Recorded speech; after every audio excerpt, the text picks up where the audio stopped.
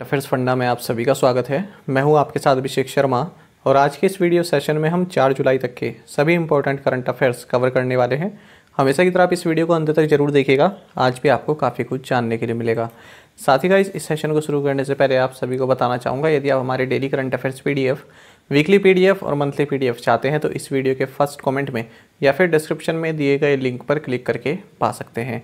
साथ ही आप Google play store से करंट अफेयर्स फंडा ऐप को भी इंस्टॉल कर लीजिए, क्योंकि जो भी हमारा पीडीएफ मटेरियल है जिसमें आपको करंट अफेयर्स के साथ साथ स्ट्रेटेजी के भी प्रोवाइड कराते हैं, ये सभी मटेरियल आपको हमारी करंट अफेयर्स फंडा ऐप पर ही उपलब्ध हो पाएगा। हमारे पीडीएफ कोर्स से संबंधित यदि आपका कोई भी डाउट है, कुछ भी आप पूछना चाहते हैं तो हमें कमेंट बॉक्स में ज़रूर लिखिएगा। तो चलिए फिर करते हैं शुरुआत इस वीडियो सेशन की।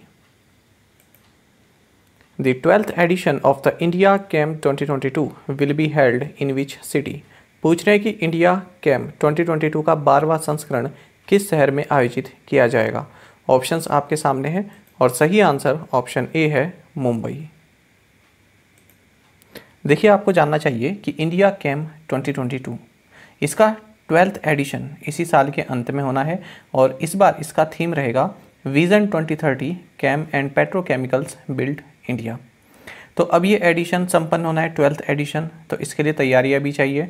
तो उन्हीं तैयारियों को देखने के लिए एक मीटिंग की गई और उसकी अध्यक्षता की union minister for chemical and fertilisers doctor Mansukh Mandaviya ने। तो यहाँ पर महत्वपूर्ण ये है कि 12th एडिशन होना है इंडिया कैम्प 2022 का, और कहाँ पर होगा ये? 6 से 8 अक्टूबर 2022 के बीच मुंबई में होगा। किसके साथ मिलकर? फिक्की के साथ मिलकर। ऑर्गेनाइज करेगा department of chemicals and petrochemicals. Padma module, which has been in the news recently, is associated with which agency? So Padma module जो हाल ही में खबरों में रहा, किस एजेंसी से संबंधित है या फिर जुड़ा हुआ है? ऑप्शंस आपके सामने हैं। सही आंसर ऑप्शन डी रहेगा इंडियन कोस्ट गार्ड। पद्मा, इसकी फुल फॉर्म होगी pay roll automation for disbursement of monthly allowances. अब यहाँ पर आपको ये जानना चाहिए कि पहली बात तो ये आपको पूरी फुल फॉर्म याद रखनी है। एग्जाम में किस तरह से पूछा जाता है कि डी का मतलब क्या है, या फिर सेकंड ए का मतलब क्या है, या फिर पी का मतलब क्या है, इस तरह से क्वेश्चन पूछ लिया जाता है। तो ये एक ऑटोमेटेड पे एंड अलाउंसेस मॉड्यूल है जिसको इंडियन कोस्ट गार्ड के लिए लॉन्च किया गया है। और किसके द्वारा इनॉग्रेट किया गया? रजनीश कुमार। ये कौन है? Controller general of defence accounts, ministry of defence. तो अब जो ये मॉड्यूल लॉन्च किया है, इसके थ्रू जो 15,000 इंडियन कोस्ट गार्ड पर्सनल हैं, तो उनकी जो भी पे एंड अलाउंसेस हैं उनको समय पर डिस्पर्स किया जा सकता है लेटेस्ट टेक्नोलॉजी के साथ।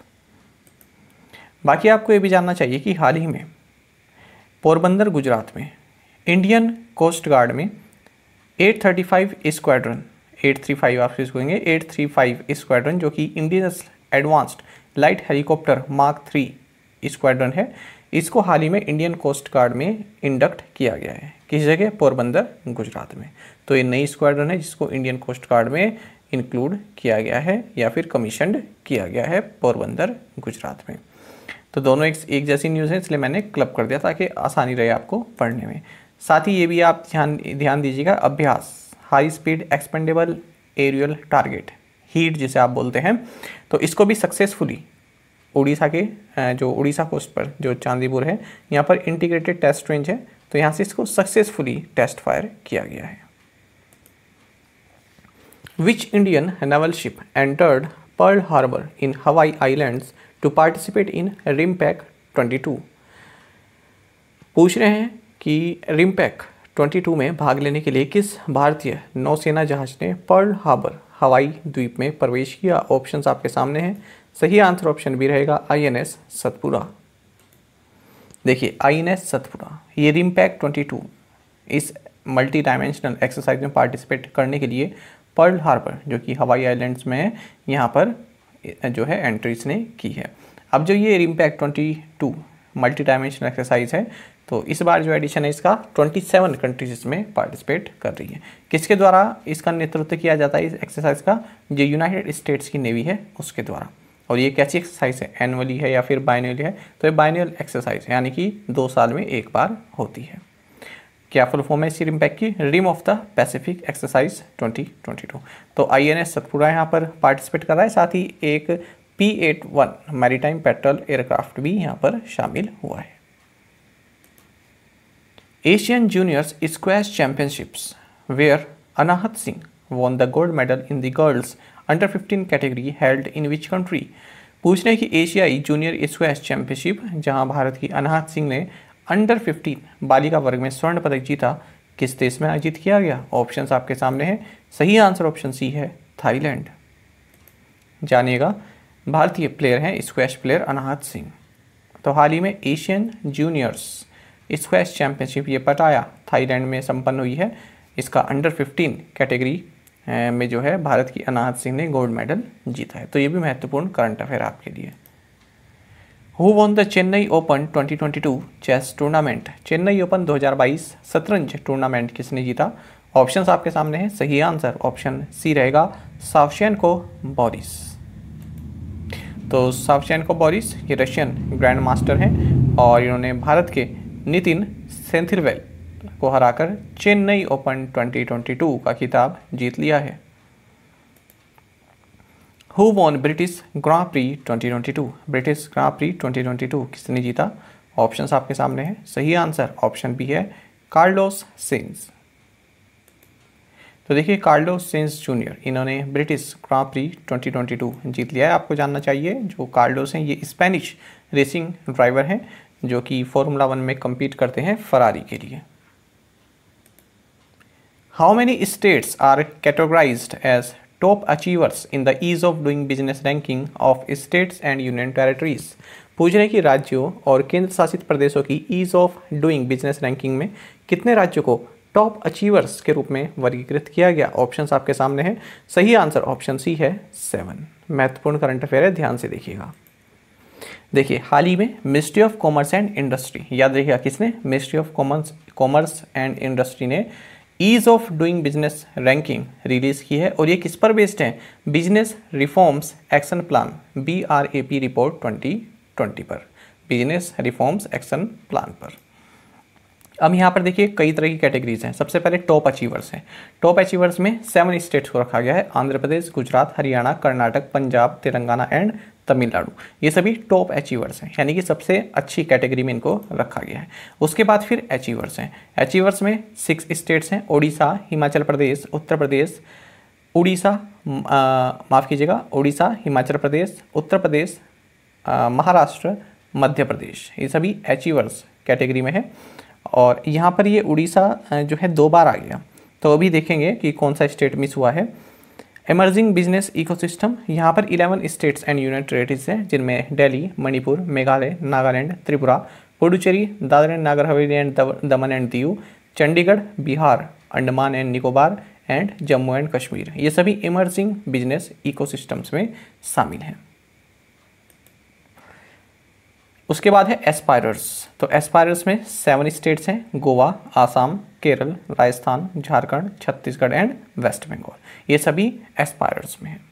अब देखिए, जो ये बिजनेस रिफॉर्म्स एक्शन प्लान 2020 है, इसमें 301 रिफॉर्म पॉइंट्स हैं और 15 बिजनेस रेगुलेटरी एरियाज इसमें कवर किए गए हैं। देखिए, ये टॉप अचीवर्स हैं, आंध्र प्रदेश, गुजरात, हरियाणा, कर्नाटक, पंजाब, तमिलनाडु एंड तेलंगाना। फिर ये अचीवर्स हैं, हिमाचल प्रदेश, मध्य प्रदेश, महाराष्ट्र, उड़ीसा, उत्तराखंड, उत्तर प्रदेश। ये एस्पायरर्स और ये इमर्जिंग बिजनेस इकोसिस्टम्स हैं। अच्छा, इसी में आप ये भी याद रखिएगा कि 16 states and union territories have system for registration and renewal under various environmental acts and rules. दूसरा पॉइंट है 5 states and UTs have fully digitised land record. ये महत्वपूर्ण रहेगा। किस रिपोर्ट के अनुसार कितने राज्य या यूनियन टेरिटरीज में फुली डिजिटाइज्ड लैंड रिकॉर्ड्स हैं? तो आंसर होगा 5। इसी तरह से आप ये भी देख सकते हैं 20 states and union territories have fully developed online systems and enhanced service delivery. अच्छा, जो वो पीछे उड़ीसा 2 बार आया ना, तो मैं उसको आपको बता दूंगा दोबारा से कि कौन सा स्टेट वहाँ पर मिस हो रहा है, क्योंकि यहाँ पर भी इसमें भी पूरी लिस्ट नहीं दी गई है ना। हाँ, ये 6 है ना अचीवर्स, हिमाचल प्रदेश, मध्य प्रदेश, महाराष्ट्र, उड़ीसा, उत्तराखंड एंड उत्तर प्रदेश। एक मिनट, हाँ, तो उड़ीसा, हिमाचल प्रदेश, उत्तर प्रदेश, महाराष्ट्र, मध्य प्रदेश, ठीक है, उत्तराखंड नहीं था उसमें, है ना, तो यहाँ पर उत्तराखंड वहाँ पर मिस हो रहा है, तो उत्तराखंड ये छोटा था शायद वहाँ पर, हाँ उत्तराखंड यहाँ पर इंक्लूड होगा, उड़ीसा के बदले उत्तराखंड आएगा यहाँ पर। ये थोड़ा गड़बड़ हो गया था, पीडीएफ में मैं इसको सही कर दूंगा, आप अपने नोट्स में कर लीजिएगा सही। चलिए आगे बढ़ेंगे, इसमें इसी में ही देखेंगे ये सभी जो चार्ट्स होते हैं ना, ये इमेजेस मैं आपको टेलीग्राम पर शेयर करता रहता हूँ, ताकि आपको जब एग्ज़ाम आए तो आप सही से रिवाइज कर सकें। अब यहाँ पर देखिए state of progress, top achievers कितने हैं 7, इसी से संबंधित हमारा क्वेश्चन था। अचीवर्स कितने हैं 6, एस्पायरर्स कितने हैं 7, इमर्जिंग बिजनेस इकोसिस्टम्स कितने हैं 11। ठीक है, ये बात आप ध्यान रखिएगा। बाकी ये भी आप पढ़ सकते हैं कि 30 स्टेट्स एंड यूनियन टेरिटरीज ने fully developed single window system है इनके पास।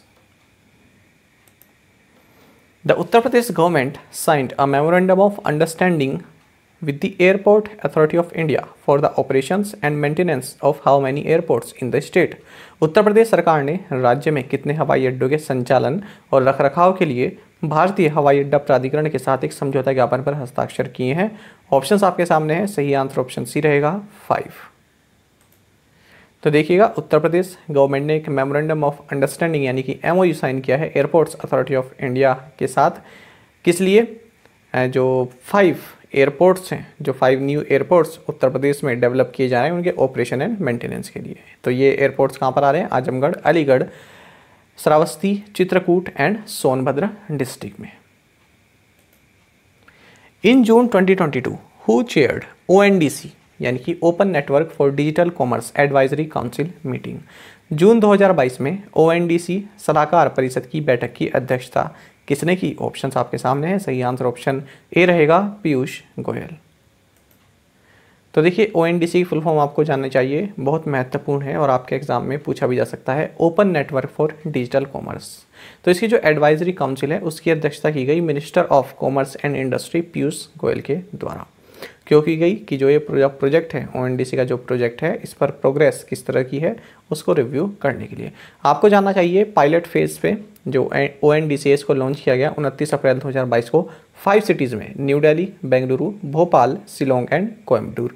मैं आपको कई बार बता चुका हूँ कि पायलट फेज़ का मतलब जब किसी चीज़ को पायलट फेज़ में या फिर पायलट बेसिस पर लॉन्च किया जाता है तो आप पहले उसको छोटे स्तर पर लॉन्च करते हैं, फिर वहाँ से आप आंकड़े लेते हैं कि अच्छा ये हमारा रिजल्ट आया, फिर उसको आप आंकड़ों को देखते हैं, कुछ सुधार की जरूरत है सुधार करते हैं, उसके बाद फिर पूरे भारत में उसको आप लॉन्च करते हैं या फिर बड़े एरिया में उसको लॉन्च करते हैं। अच्छा, आपको जानना चाहिए इस मीटिंग को किस किस ने अटेंड किया है। ये मैंने जानबूझकर इसमें ऐड किया है ताकि आपको याद रहे कि कौन किसका CEO है। तो देखिए नंदन नीलेकानी ने इसको अटेंड किया, अदिल जैनुल भाई जो कि चेयरमैन है क्वालिटी काउंसिल ऑफ इंडिया के, ये भी पूछ लिया जाता है, अनुराग जैन जो कि सेक्रेटरी हैं DPIIT के, RS शर्मा जो कि CEO हैं नेशनल हेल्थ अथॉरिटी के, सुरेश शेट्टी CEO हैं NSTL EGOV के, टी कोशी ये CEO हैं ONDC के, दिलीप असबे ये CEO हैं NPCI। तो ये सभी इस मीटिंग में प्रेजेंट रहे। तो ये आप याद रखिएगा कि कौन किसका CEO है, ये अलग से क्वेश्चन बन जाता है। बाकी आपको जानना चाहिए कि open network for digital commerce ONDC, इसके बारे में मैंने आपसे विस्तार में भी डिस्कस किया था, बताया था कि क्या चीज़ें है जब अप्रैल के महीने में। तो इसमें जो एग्रीकल्चर डोमेन है उसको भी E-कॉमर्स में शामिल करने के लिए national bank for agriculture and rural development यानी कि नाबार्ड के साथ भी पार्टनरशिप की है ONDC ने। बाकी आपको जानना चाहिए कि जो ये ONDC की है ये public non profit section 8 company है जिसको department for promotion of industry and internal trade यानी कि DPIIT के द्वारा इस्टेब्लिश किया गया है और 31 दिसंबर 2021 को इनकॉर्पोरेट की गई थी। बाकी आपको ये फैक्ट भी जानना चाहिए कि जो इंडियन E-कॉमर्स मार्केट है ये 2026 तक $200 बिलियन पहुंचने की उम्मीद है। तो अब जो ये ONDC है, ये जैसे फ्लिपकार्ट है, अमेज़ॉन है, इनकी जो मोनोपोली है तो उसको जो है उसको एक तोड़ने का यहाँ पर एक प्रयास होगा। ये बिल्कुल एक ओपन E-कॉमर्स प्लेटफॉर्म होगा ONDC। ONGC विदेश limited has made an oil discovery in which country? ONGC विदेश लिमिटेड ने किस देश में तेल की खोज की है? ऑप्शंस आपके सामने हैं, सही आंसर ऑप्शन बी रहेगा कोलंबिया। तो देखिए ONGC विदेश लिमिटेड जो कि oil and natural gas corporation limited यानी कि ONGC की ओवरसीज़ आर्म है ना, यानी कि विदेशी आर्म है ये ONGC की। तो इसने अनाउंसमेंट की है कि हमने कोलंबिया में हमने ऑयल डिस्कवरी की है। Which country emerged as the largest sea food export destination from India? कौन सा देश भारत से सबसे बड़ा सी फूड निर्यात गंतव्य के रूप में उभरा है? ऑप्शंस आपके सामने हैं। सही आंसर ऑप्शन ए रहेगा, यूएसए। चलिए जानते हैं। देखिए, फिस्कल ईयर 2021-22 में जो इंडिया का मैरीन प्रोडक्ट एक्सपोर्ट्स है, यानी कि जो समुद्री जो सी फूड जो होता है ना, जो देखा होंगे ना आपने, प्रॉन वगैरह होते हैं, है ना, तो ये जो एक्सपोर्ट है ये काफ़ी अच्छा ऑल टाइम हाई रिकॉर्ड किया गया। पिछले फाइनेंशियल ईयर की तुलना में 30% इंक्रीज़ हुआ है और टोटल इसका कितना जो है वैल्यू रहा 57,586.48 करोड़ का, यानी कि 7.76 बिलियन यूएस डॉलर का जो है भारत का मैरीन प्रोडक्ट एक्सपोर्ट रहा है। और सबसे ज़्यादा एक्सपोर्ट का क्या किया गया भारत की ओर से? फ्रोजन श्रिम्प, वही जो समुद्री कोस्ट पर मिलते हैं ना, वो खाने के लिए, मतलब कीड़े ही कह सकते हैं उनको, जो खाया जाता है, तो वो होते हैं ना श्रिम्प, सी फूड होता है भी एक। तो सबसे ज़्यादा यही एक्सपोर्ट किया गया। अच्छा, अब सबसे ज़्यादा भारत की ओर से जो सी फूड एक्सपोर्ट है ये कहाँ पर किया गया? यूएसए में किया गया। दूसरे नंबर पर चाइना, तीसरे नंबर पर यूरोपियन यूनियन। बाकी आपको भी जानना चाहिए, marine products export development authority MPEDA, इसके चेयरमैन है KN Raghavan. Which edition of the Synergy Conference between Indian Army and Defense Accounts Department was held in New Delhi? भारतीय सेना और रक्षा लेखा विभाग के बीच सिनर्जी सम्मेलन का कौन सा संस्करण नई दिल्ली में आयोजित किया गया? ऑप्शंस आपके सामने है। सही आंसर ऑप्शन डी है, 4th। तो देखिए, 4th synergy conference between Indian army and defence accountants department, ये हाल ही में न्यू दिल्ली में संपन्न हुआ है और इस कॉन्फ्रेंस की अध्यक्षता की है vice chief of army staff lieutenant general BS Raju और controller general of defence accounts Shri Rajnish Kumar ने। अब देखिए, मान लीजिए ये क्वेश्चन नहीं पूछा जाता है, कम से कम आपका इस तरह के क्वेश्चन में ये तो रिवाइज हो जाता है कि vice chief of army staff कौन है? Lieutenant general BS Raju. तो हर एक पॉइंट में कुछ ना कुछ जानने के लिए होता है, इसलिए आप डिटेल में करंट अफेयर्स पढ़ा करें।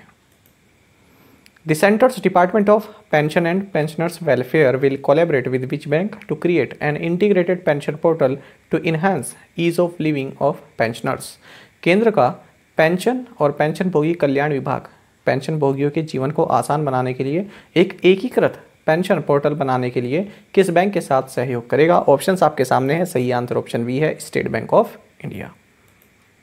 तो देखिए, जो सेंट्रल गवर्नमेंट का department of pension and pensioners welfare है, ये स्टेट बैंक ऑफ इंडिया के साथ पार्टनरशिप करेगा, कोलैबोरेट करेगा और एक इस तरह का इंटीग्रेटेड पेंशन पोर्टल बनाएगा ताकि जो पेंशनर्स हैं तो उनकी जो लाइफ है वो काफ़ी आसान बन जाए। तो अभी इस न्यूज़ के बारे में केवल इतनी ही जानकारी न्यूज़पेपर में दी गई है, बाकी आगे जब कोई इसमें प्रोग्रेस होगी तब हम उसको कवर करेंगे। India's first national coalition platform for urban nature based solutions launched at the 11th world urban forum held in which country? शहरी प्रकृति आधारित समाधान के लिए भारत का पहला राष्ट्रीय गठबंधन मंच किस देश में आयोजित 11वें विश्व शहरी मंच में लॉन्च किया गया? ऑप्शंस आपके सामने हैं। सही आंसर ऑप्शन ए है, पोलैंड। तो आप यहाँ पर देख सकते हैं world urban forum 11th session है पोलैंड, काटोविच, पोलैंड में इसको ये हुआ है संपन्न। तो देखिए, national institute of urban affairs का जो क्लाइमेट सेंटर फॉर सिटीज़ है और world resources institute India WRI India और जो इसके पार्टनर्स हैं, इन्होंने 11th वर्ल्ड अर्बन फोरम जो कि पोलैंड में हुआ है, यहाँ पर इंडिया का first national coalition platform for urban nature based solution इसको लॉन्च किया है। अब देखिए, जो इस तरह के क्वेश्चन होते हैं ना कि इंडिया का first national coalition platform for urban nature based solution ये लॉन्च किया है, तो अब इस तरह की चीज़ें आपको रटनी ही पड़ेंगी कि हाँ ये क्या है ना। अब इसके ज़्यादा डीप में नहीं जाएंगे कि क्या चीज़ है, ये उतना हमारे काम का नहीं है। केवल आपको इतना जानना है, इंडिया का first national coalition platform for urban nature based solution इसको लॉन्च किया गया है। कहाँ पर? पोलैंड में 11th वर्ल्ड अर्बन फोरम में। Which of the following has become the title sponsor for Hyderabad marathon? निम्नलिखित इसमें से कौन हैदराबाद मैराथन का शीर्षक प्रायोजक बन गया है। ऑप्शंस आपके सामने है, सही आंसर ऑप्शन डी रहेगा, नेशनल मिनरल डेवलपमेंट कॉरपोरेशन, जिसे आप एनएमडीसी के नाम से भी जानते हैं। तो देखिए जो नेशनल मिनरल डेवलपमेंट कॉरपोरेशन है, काफ़ी जानी मानी कंपनी है एनएमडीसी। तो इसने यहाँ पर पार्टनरशिप की है हैदराबाद रनर्स सोसाइटी के साथ। किस लिए? हैदराबाद मैराथन के लिए, जो कि 27-28 अगस्त 2022 में संपन्न होगी। तो एनएमडीसी यहाँ पर हैदराबाद मैराथन का इस साल टाइटल स्पॉन्सर बना है। आपको जानना चाहिए एनएमडीसी का हेडक्वार्टर भी हैदराबाद में ही स्थित है। PM Narendra Modi participated at Udyami Bharat programme in which city. प्रधानमंत्री नरेंद्र मोदी ने किस शहर में उद्यमी भारत कार्यक्रम में भाग लिया? ऑप्शंस आपके सामने हैं, सही आंसर ऑप्शन सी है, न्यू दिल्ली। तो देखिए प्राइम मिनिस्टर नरेंद्र मोदी ने उद्यमी भारत प्रोग्राम जो कि न्यू दिल्ली में हुआ है, इसमें पार्टिसिपेट किया। साथ ही कई सारे इनिशिएटिव्स भी लॉन्च किए, जैसे कि रैम्प स्कीम यानी कि raising and accelerating MSME performance, ये महत्वपूर्ण है आपके लिए इसकी फुल फॉर्म, और इसका बजट 6000 करोड़ रुपए का है। दूसरा इन्होंने लॉन्च किया capacity building of first time MSME exporters scheme, CBFTE scheme, इसको लॉन्च किया। साथ ही prime minister's employment generation programme, इसके नए फीचर्स भी लॉन्च किए हैं, और ये सभी एमएसएमई सेक्टर के लिए किया गया है पूरा कार्य। तो यहाँ पर इन्होंने, आपको ये भी जानना चाहिए, प्राइम मिनिस्टर नरेंद्र मोदी ने जो 75 MSMEs हैं, तो इनको डिजिटल इक्विटी सर्टिफिकेट भी इशू किया है। अच्छा, अब यहाँ पर जो हमने बात की थी prime minister's employment generation programme, इसके कुछ न्यू फीचर लॉन्च किए हैं। तो ये न्यू फीचर क्या है? इसमें जो मैन्युफैक्चरिंग सेक्टर है, इसके लिए मैक्सिमम प्रोजेक्ट कॉस्ट ये 50 लाख रुपए बढ़ा दी है। पहले 25 लाख थी, 50 लाख रुपए कर दी है। और सर्विस सेक्टर के लिए इसकी कॉस्ट, पहले प्रोजेक्ट जो इसकी प्रोजेक्ट कॉस्ट थी वो 10 लाख थी, अब इसको 20 लाख कर दिया गया है। Which Indian cricketer has created a world record for scoring most runs in an over in Test cricket? किस भारतीय क्रिकेटर ने टेस्ट क्रिकेट में एक ओवर में सर्वाधिक रन बनाने का विश्व रिकॉर्ड बनाया है? ऑप्शंस आपके सामने हैं, सही आंसर ऑप्शन सी है, जसप्रीत बुमराह। तो देखिए भारतीय पेसर हैं जसप्रीत बुमराह, और इंग्लैंड के खिलाफ जो टेस्ट मैच खेला जा रहा है उसमें ये भारत के कैप्टन भी है, स्टैंड इन कैप्टन है। तो देखिए इन्होंने टेस्ट मैच में जो एक ओवर में सबसे ज़्यादा रन इन्होंने स्कोर किए हैं, और ये अपने आप में एक रिकॉर्ड बन गया है। ये कारनामा इन्होंने किया जो 5th and final test England के खिलाफ जो खेला जा रहा है उसमें। तो देखिए दूसरे दिन 84th ओवर की बात है, फर्स्ट इनिंग की, इंडिया के स्टैंडिंग कैप्टन है, ठीक है, इस टेस्ट मैच के लिए। तो इन्होंने जो इंग्लिश पेसर हैं स्टुअर्ट ब्रॉड, तो इनके ओवर में 35 रन स्कोर किए। तो इसमें कुछ वाइड के थे, 9 बॉल के थे, तब 35 रन टोटल हुए, लेकिन जो इनके अकाउंट में गए वो 29 रन्स गए हैं, जो कि अपने आप में एक रिकॉर्ड है। इससे पहले रिकॉर्ड किसके पास था? ये वेस्ट इंडीज़ के बैट्समैन ब्रायन लारा के पास था, जिन्होंने रॉबिन पैटरसन जो साउथ अफ्रीका के हैं, इनके 2003 में 28 रन मारे थे। उसके बाद फिर ऑस्ट्रेलिया के जॉर्ज बैली ने भी 28 रन मारे थे 2013 में, और साउथ अफ्रीका के जो केशव महाराज हैं इन्होंने भी 28 रन स्कोर किए थे। तो अब बुमराह ने यहाँ पर 29 रन स्कोर किए हैं। इसी तरह से 2 रिकॉर्ड और हम जानेंगे। तो मैंने इस जितने भी क्रिकेट के रिकॉर्ड थे एक साथ क्लब कर दिया है ताकि आपको पढ़ने में आसानी रहे। अब ऋषभ पंत ने यहाँ पर MS धोनी का भी रिकॉर्ड तोड़ा है कि टेस्ट क्रिकेट में जो फास्टेस्ट सेंचुरी है ना, तो उसका रिकॉर्ड तोड़ा है यहाँ पर। तो MS धोनी ने 2006 में पाकिस्तान के अगेंस्ट 93 बॉल पर सेंचुरी लगाई थी, और यहाँ पर ऋषभ पंत ने अब इंग्लैंड के खिलाफ खेलते हुए 89 बॉल पर 100 अपनी कंप्लीट की है। एक रिकॉर्ड और पढ़ेंगे। ये आयरलैंड के खिलाफ जो हाल ही में सीरीज़ हुई है उसमें बना। हार्दिक पांड्या उसमें भारत के कैप्टन थे। तो ये फर्स्ट एवर इंडियन कैप्टन बन गए हैं जिन्होंने T20 में बॉलिंग की है, और साथ ही ये फर्स्ट इंडियन कैप्टन बने जिन्होंने T20 में कोई विकेट लिया है। तो ये तीनों ही रिकॉर्ड आपके लिए महत्वपूर्ण है, याद रखिएगा। Department of animal husbandry and dairying in collaboration with the Bill and Melinda Gates foundation and the Confederation of Indian Industry CII is implementing the One Health Framework Undertaking project in the states of this and this। पूछ रहे हैं कि पशुपालन और dairy विभाग bill and Melinda Gates foundation और भारतीय उद्योग परिसंघ के सहयोग से किन राज्यों में वन हेल्थ फ्रेमवर्क उपक्रम परियोजना को लागू कर रहा है? ऑप्शंस आपके सामने है, सही आंसर ऑप्शन सी है, कर्नाटक एंड उत्तराखंड। तो देखिए ये आप याद रखेंगे, किससे संबंधित है, वन हेल्थ फ्रेमवर्क किससे संबंधित है, किस मिनिस्ट्री से संबंधित है। तो याद, ये इसमें कन्फ्यूजन रहेगा, याद रखिएगा ministry of fisheries, animal husbandry and dairying से संबंधित है। इसके तहत भी जो department of animal husbandry and dairying आता है, इसके द्वारा इस प्रोजेक्ट को शुरू किया गया है, वन हेल्थ प्रोजेक्ट। किसके साथ मिलकर, bill and Melinda Gates foundation और कन्फेडरेशन ऑफ इंडियन इंडस्ट्री, इसके साथ मिलकर। और पायलट बेसिस पर, फिर से वही बात कह रहा हूँ मैं, पायलट बेसिस पर ये वन हेल्थ प्रोजेक्ट को लॉन्च किया जा रहा है कर्नाटक और उत्तराखंड में। तो उत्तराखंड में तो पहले ही हो चुका है, हाल ही में कर्नाटक में किया गया, इसलिए चर्चा में रहा, बेंगलुरु में किया गया है। बाकी आपको जानना चाहिए वन हेल्थ पायलट प्रोजेक्ट क्या है। जो भी नेशनल और स्टेट लेवल के जो रिसोर्स एलोकेशन है, जो पॉलिसी इकोसिस्टम है, तो उसको जो है एक बनाना, एक मतलब उसको इंटीग्रेट करना, ताकि जैसे जो जूनोटिक डिसीज़ हैं, जूनोटिक डिसीज़ क्या होते हैं, जो एनिमल से ह्यूमन में ट्रांसफ़र हो जाते हैं। तो इस तरह की जो डिजीज़ हैं उनका एक डेटा हो, इनका डेटा हो, और जो बड़ी बड़ी लैब्स हैं हमारे देश में वो वेल कनेक्टेड हो एक दूसरे से। कभी इमरजेंसी में किसी चीज़ की ज़रूरत हो तो तुरंत मालूम पड़ जाए कि हाँ यहाँ पर अवेलेबल है, और किस तरह से उसको वहाँ से लाया जा सकता है, इस तरह की एक पूरी चैन बनी हो। कोई ऐसी बीमारी हो जिसका फ्यूचर में जिससे खतरा हो, तो उस पर पूरा डेटा हो, कैसे उसको कंट्रोल किया जा सके। तो ये है वन हेल्थ प्रोजेक्ट।